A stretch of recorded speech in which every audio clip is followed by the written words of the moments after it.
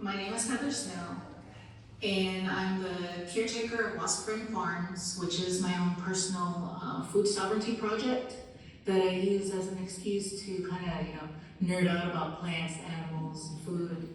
And I'm also the community garden project director for the Fort Peck Tribe's Community Services Program up here in northeastern Montana. I'm here today to share a little bit about some of the food sovereignty initiatives that are going on here in the Fort Peck Reservation, and I guess a few of the little hopes and dreams that I have for the future of our program. Currently, one of the main purposes of our tribal community garden is to grow produce that we 100% give away to our reservation communities and elder meal sites.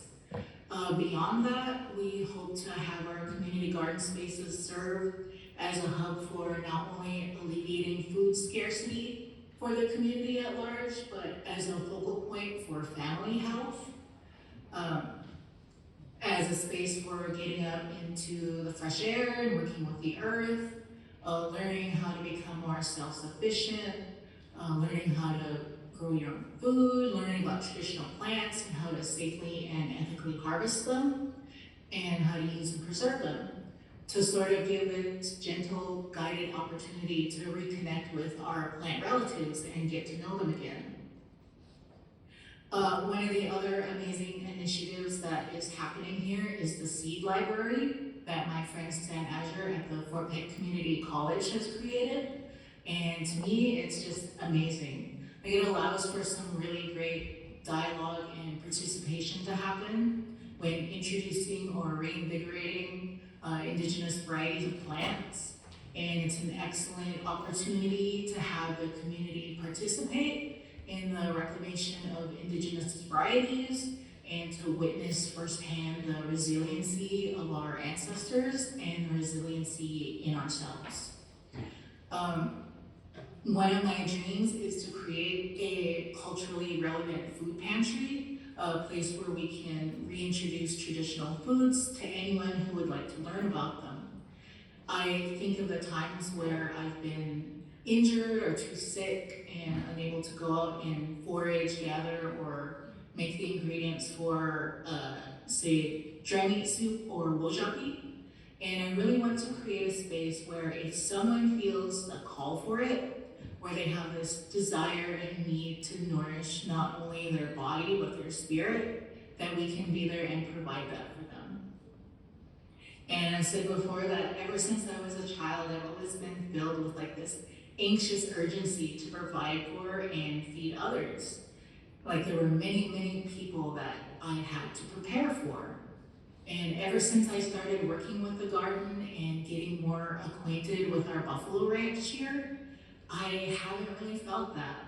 And it feels like I finally found my place to help settle that part of my heart. So maybe by promoting our garden spaces and encouraging others to get out and work with the earth, that they can help find something that settles their spirits too. So this video was one that I created for the Alternative Energy Resources of Montana after I won the Jane Kyle Scholarship. And there's kind of a funny story that I created this entire video and then all of my files became corrupted, so I had to recreate it all from scratch. And I got it done like an hour before it was needed. And I had to rush, and you can kind of see like I had this sleep deprivation, weird zucchini corn dog fever dream joke that I somehow thought was very important and had to be concluded. But anyway, I hope you enjoyed the video, and I hope that you have an amazing rest of your day and conference. So thank you. Thank you, Dakota, Heather. We look forward to the video. Thank you so much for joining us.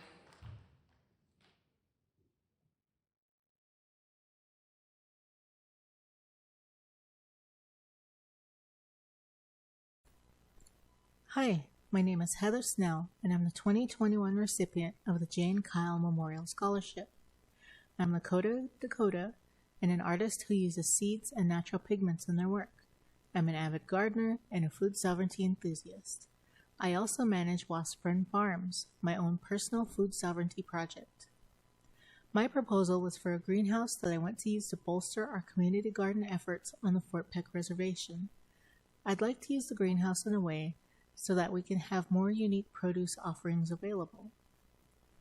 I work for the Fort Peck Tribe's Community Services Department in the Community Garden, which is currently split between two areas. At the Community Garden, we have the plants that we harvest and distribute in various ways to our reservation communities. We have tomatoes, beans, peppers, various types of squash, and some wild edibles like lamb's quarters, purslane, milkweed, etc. In this area, we also have numerous planter boxes for anyone in the community to use. Each box is fortified against gophers and anything else that doesn't have long legs. On the other side of the fence is our pumpkin patch. Our extension agent plants pumpkins here that we then tend to. These pumpkins are used as a tool to teach children about plants and the growing process. Unlike most pumpkin patches in the area where the pumpkins are simply provided, picked and ready, the kindergartners get to see firsthand how pumpkins grow and what it takes to harvest one. We recently had the kindergarten students stop by to harvest their pumpkins and take a tour of our community garden. It was awesome to see the kids so excited about gardening. For some of them, it was the first time seeing how plants grew up close. I felt like the cutest experience was having to correct that a green tomato wasn't actually a tiny pumpkin, and that a zucchini wasn't a corn dog. I can't help but wonder though, was he really wrong?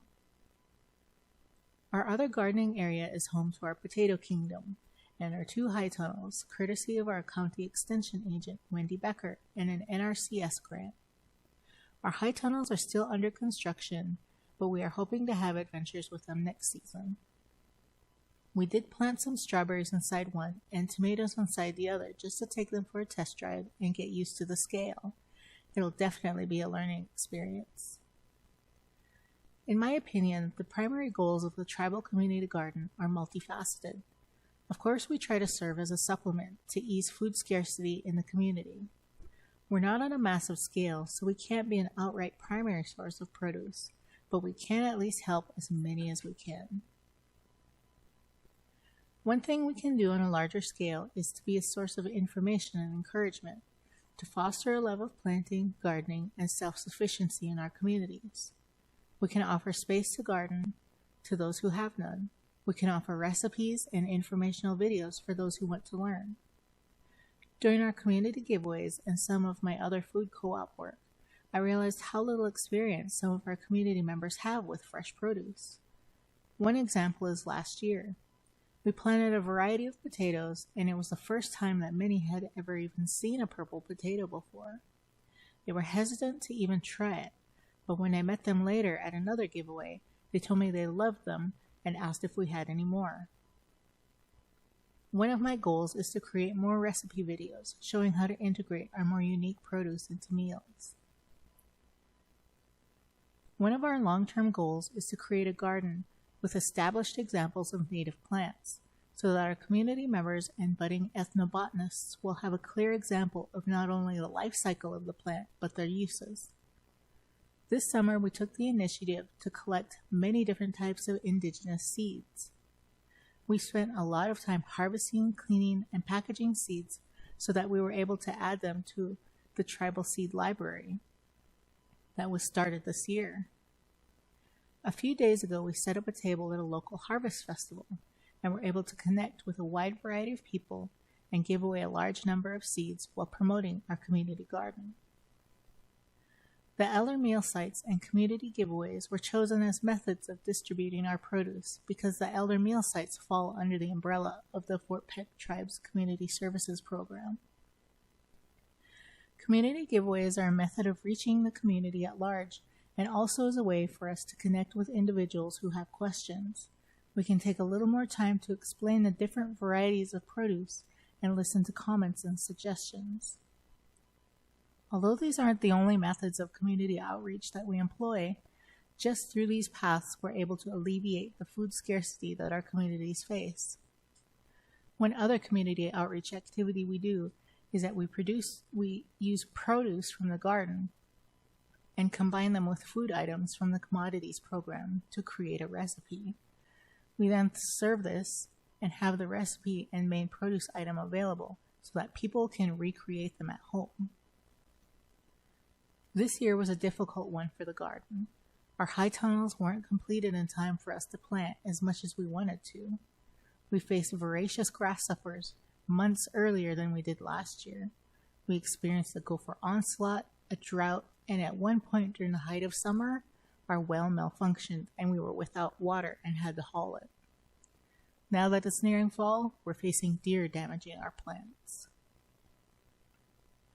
While these are all challenges we faced, they're also difficulties we've managed to overcome. I think in a way we're lucky that we're facing these challenges early on so that we have these experiences and can learn from them. We're also blessed that we have such a network of individuals we can brainstorm with and formulate solutions. The amount of networking we've done just by working with the garden has been amazing. I really enjoy all the opportunities I have to serve my community in a physical, tangible way. I love that we've gotten to introduce people to new and exciting vegetables and flavors that they've never experienced before. I especially love that we're able to reintroduce indigenous varieties back into our communities. Honestly, at this point I feel we have so many different paths that we can follow with the garden. It's exciting and daunting all at once. I genuinely get excited thinking of all the possibilities each spring.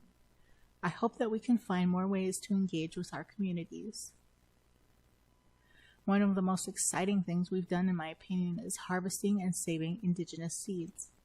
Currently, one of our projects is rematriating the Assiniboine corn to our area. We haven't seen it grown here in a long time. It's absolutely beautiful to look at. To me, the kernels look like galaxies. All of these indigenous varieties are honestly gorgeous tapestries of color, and I could spend all day looking at them. I think that reclaiming our seeds and reviving our lost plant relatives is the biggest and most important step in continuing to grow food sovereignty in tribal communities across Montana. I often say that there's no other moniker that gets on my nerves more than calling Indian corn decorative. These are usually just varieties of corn that aren't ready to eat sweet corn. They contain so many vitamins and nutrients that just need a little coaxing out through nixtamalization. After that, there's a whole world of possibilities other than just using it to decorate for fall. Honestly, I could go on forever, but hopefully I've helped introduce you to some of the food sovereignty movements that are going on here in our corner of northeastern Montana. I hope you'll continue to follow us and learn along with us on our gardening journey.